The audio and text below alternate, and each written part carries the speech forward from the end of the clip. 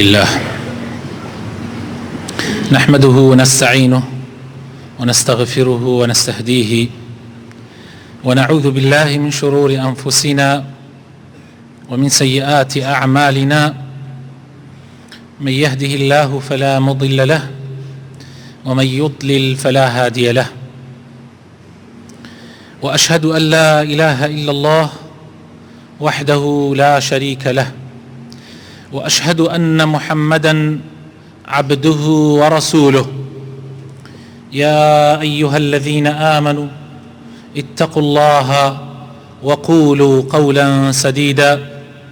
يصلح لكم أعمالكم ويغفر لكم ذنوبكم، ومن يطع الله ورسوله فقد فاز فوزا عظيما. أما بعد، برایانی بەڕێز و خۆشەویستم، خوشکانی بەڕێز، باشترین کەلام بێگومان و بێشەک بن کەلامی خوای پەروەردگارە کە لە قورئانی پیرۆزە. ئەی فەرمێ و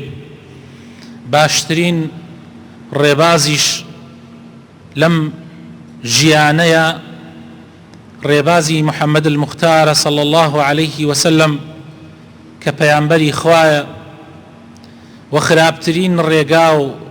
ڕێبازەکان ئەو ڕێباز و ڕێگایانەیە کە پێچەوانەی قورئانی خوا و سنەتەکانی پێغەمبەری خوایە صلی الله عليه وسلم، و هەموو لادانێک و دژایەتی کردنیەکیش بۆ پەیامی خوا و بۆ سنەتەکانی پێغەمبەری خوا صلی الله عليه وسلم سەرگەردانی و نەکبەتی و بەدبەختی لە دوایە سەری خاوەنەکەی لە ئاگری جەهەنەمەوە دەرەکا. خوا پەنامان بدە. بەڕێزان، هەندێک کەناڵ، هەندێک دەستگای ڕاگەیاندن وەکو ئەوەی بڵێ هیچ بابەتێک نەمابێ ئیلا دژایەتی کردنی پەیامی خوا و جولاندنی هەستی مسڵمانان نەبێ، شەو و ڕۆژ بە دوای مناسەبە و بۆنەیەکە ئەگەڕێن کە مسڵمانان تایە بواری ڕۆحی خۆیانی تیا بەرزەکەنەوە، ئەوان تێن ئیستفزازی مسڵمانان ئەکەن، هەستیان ئەجوولێنن، بێتاقەتیان ئەکەن، غەمباریان ئەکەن. سبحان الله، قەت ناتوانی بڵێ ئەو ئیشەی کە ئەو دەستگایانە و ئەو کەناڵانە ئەیکەن شتێک کە هەرواوەکو بڵێ ڕێکەوتە، ئەو بابەتانە ئەتر وا ڕێککەوتۆ کەوتۆتە و کاتەوە. نەوەڵڵاهی ناتوانی وا بڵێ، چونکە لە کاتی ڕەمەزانە ئیشیان هەر جارێ نەجارێ خەڵکانێکی بێدین، کەسانێکی دین فرۆش کە دینی خۆیانیان بۆ پارە فرۆشتویان بۆ هەندێک شت فرۆشتویان هێننە سەر کەناڵەکان، لەسەر مسڵمانان ئەکوتن. بنەما سەرەکیەکانی ئیسلام ئەدەن بەقەی دیوارە بۆ ئەوەی مسڵمانان غەمبار بکەن، بۆ ئەوەی ڕەمەزانەکەیان لێ تێک بدەن. لە کاتی حەجا هەروە لە هەر مناسەبەیەکی ئاینیە ئەوان ئیشیان ئەو ئیشانەیە بەداخەوە.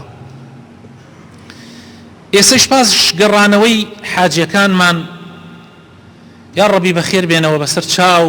خوای پەروەردگار حەج و تاعەتیان لێ قبوڵ بکە،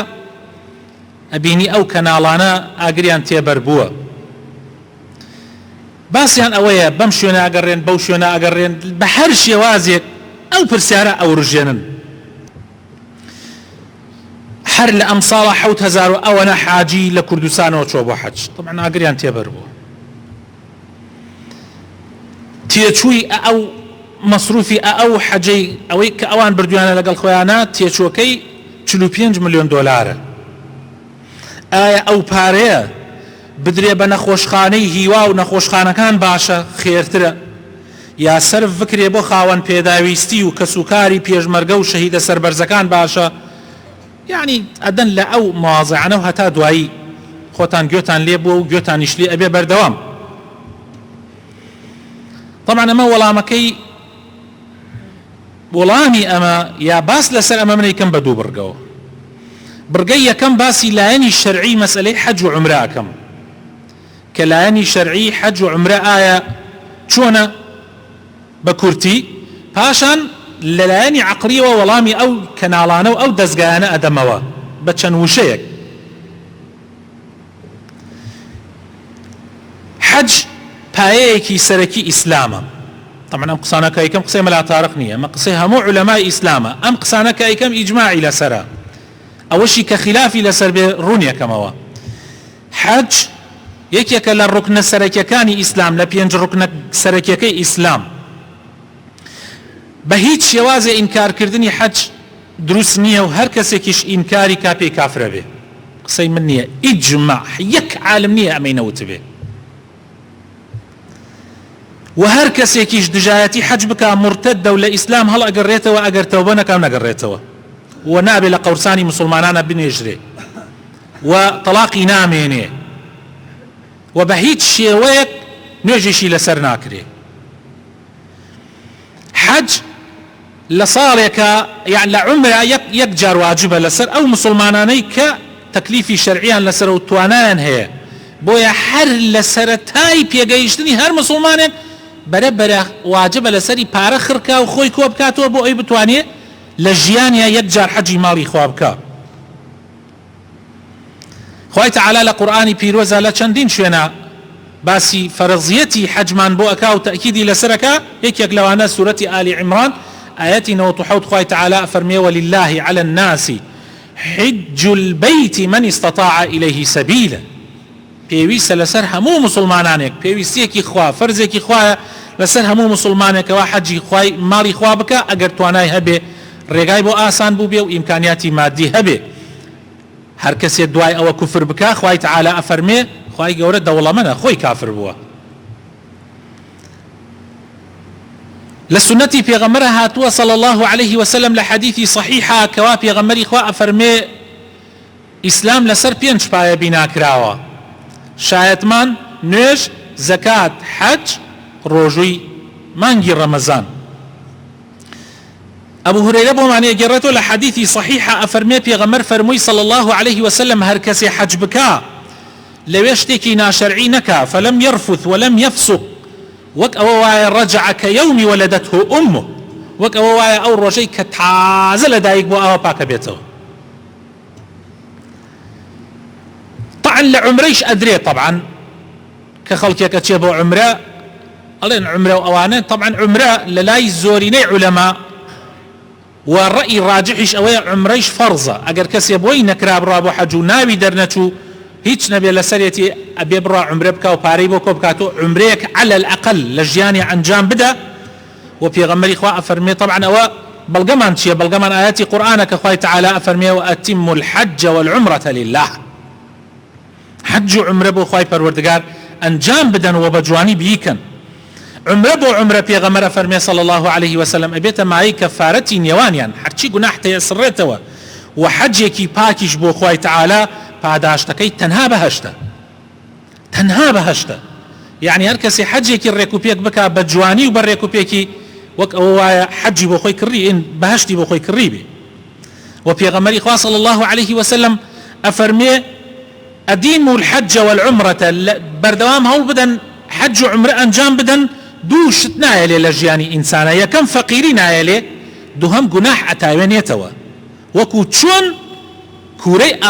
آسن أتاوينيتوا آوا جناح كان أتاوينيتوا لا لجني دائمة وفتواي لجني دائمي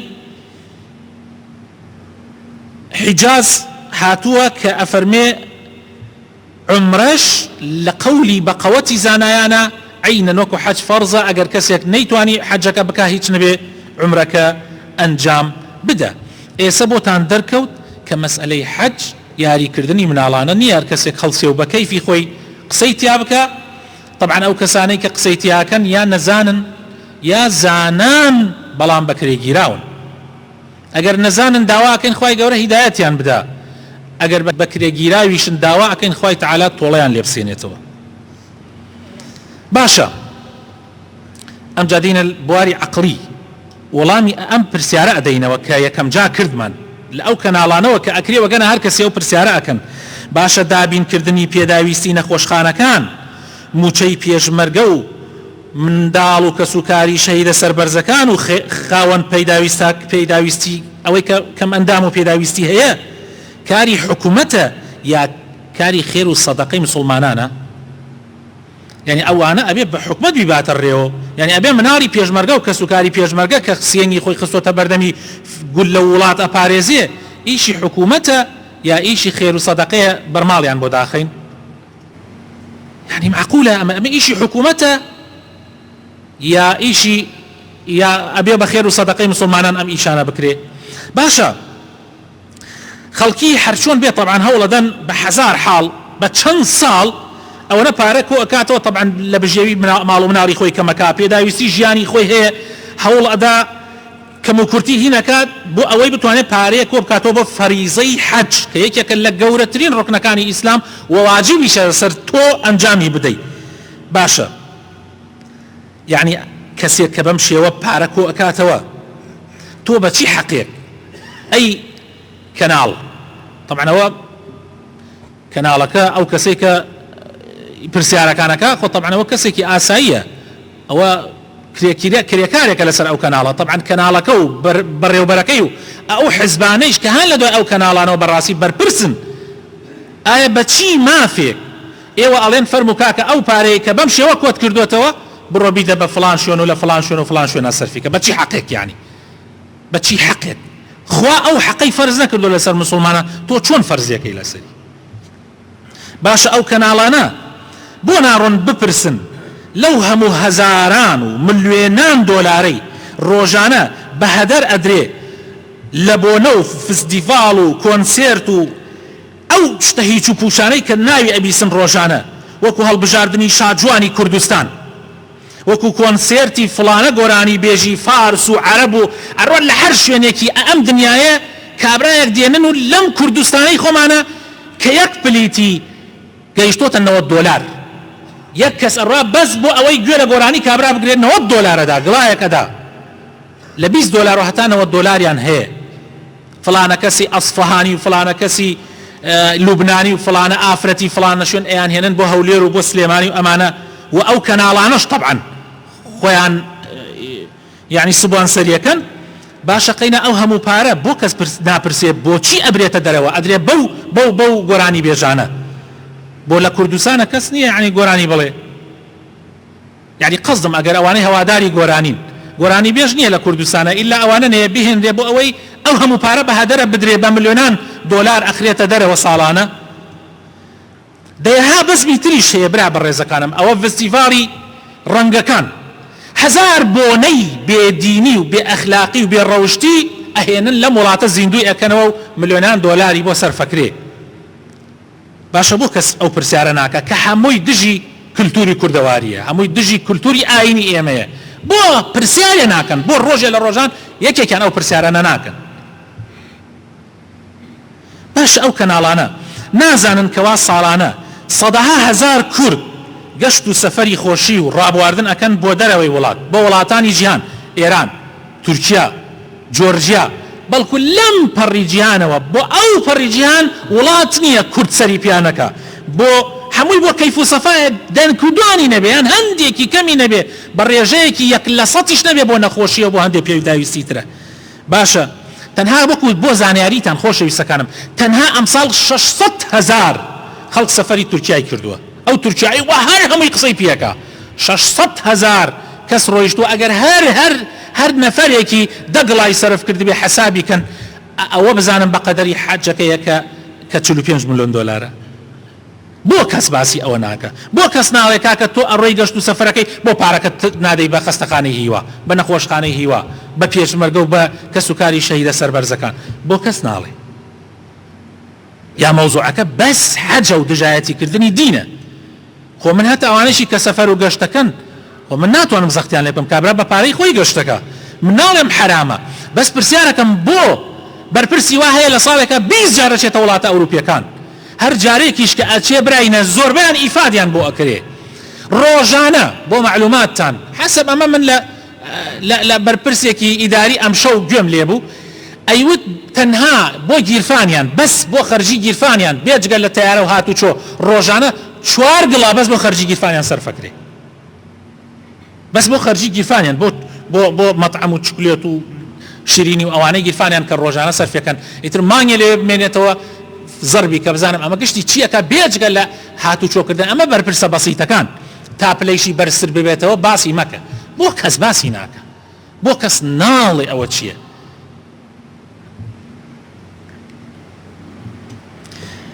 ئەمە بێجگە لەو هەزارەها مەلهای شەوانە قومارخانە باڕ و شوێنی مساج کافیتریای پیس